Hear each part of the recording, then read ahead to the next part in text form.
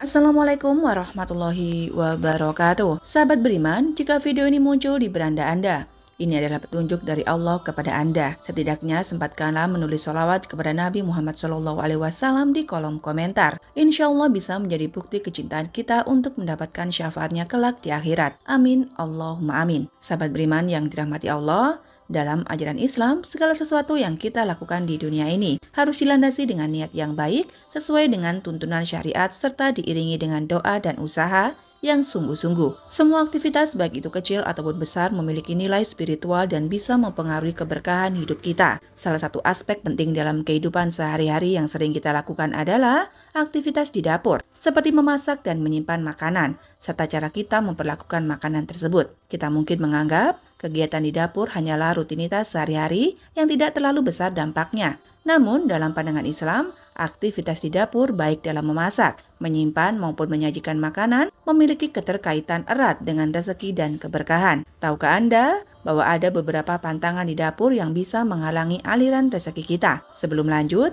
silakan menyimak video ini hingga selesai agar segala informasi yang kami sajikan tidak menjadi gagal paham dan menjadi penambahnya ilmu yang bermanfaat. Terima kasih.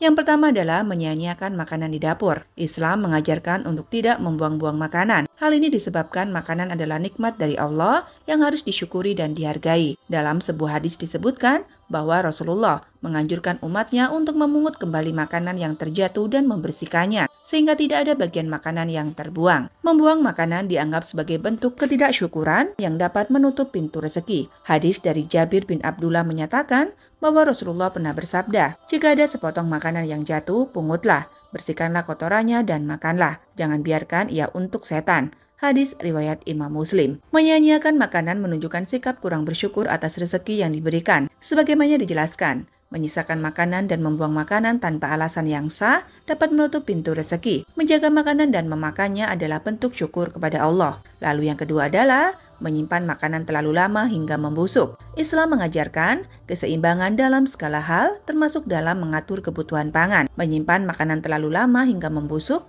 menunjukkan adanya ketidakbijaksanaan dalam mengelola rezeki. Dalam hadis, Rasulullah mengingatkan, sesungguhnya Allah mencintai hamba yang pandai mengelola hartanya. Hadis riwayat Imam Baihaqi. Makanan yang dibiarkan membusuk tidak hanya merugikan karena mubadir, tetapi juga bisa menjadi sumber penyakit. Dalam konteks rezeki, menyimpan makanan berlebihan hingga membusuk menunjukkan kurangnya rasa syukur yang bisa mengurangi keberkahan rezeki. Lalu yang ketiga adalah memasak dengan niat yang baik. Niat merupakan aspek paling penting dalam Islam. Sebuah amalan bisa diterima atau tidak tergantung pada niatnya. Dalam hadis Rasulullah bersabda, sesungguhnya amalan itu tergantung pada niatnya dan setiap orang yang mendapatkan sesuatu dengan apa yang ia niatkan. Hadis riwayat Imam Bukhari dan Imam Muslim. Memasak dengan niat yang buruk seperti untuk pamer menunjukkan kelebihan diri pada orang lain, atau memasak karena terpaksa bisa menghilangkan keberkahan dari makanan tersebut. Sebaliknya, untuk memberi makan keluarga, merawat mereka dan menjalankan tanggung jawab akan mendatangkan keberkahan.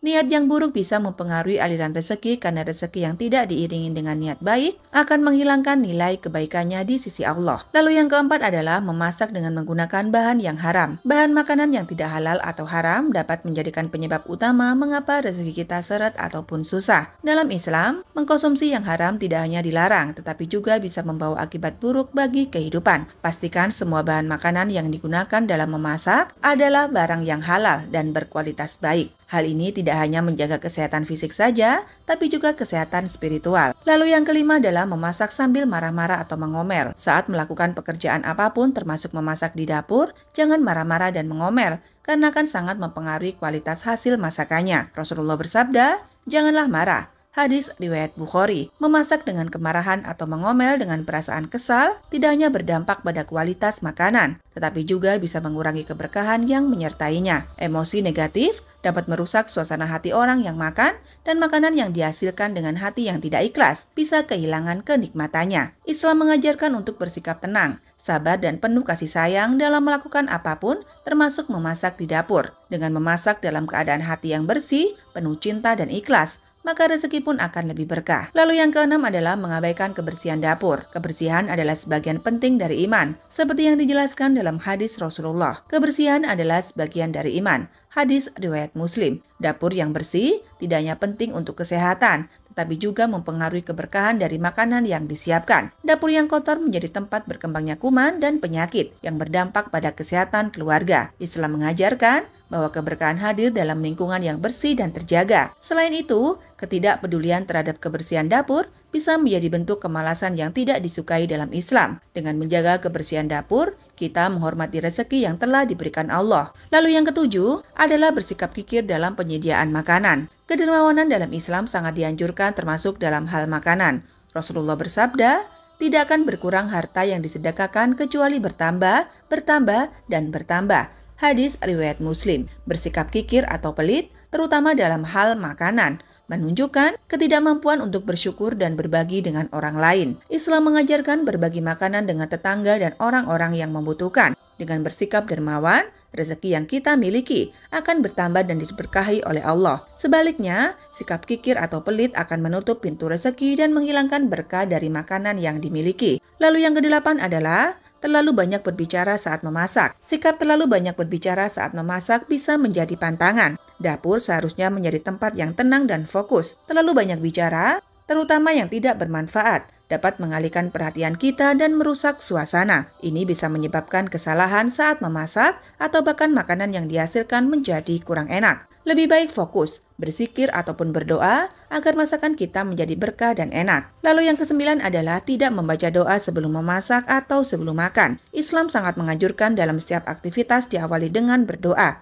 termasuk saat memasak dan makan. Dalam sebuah hadis Rasulullah bersabda, jika salah seorang dari kalian hendak makan, maka sebutlah nama Allah. Bacalah bismillah.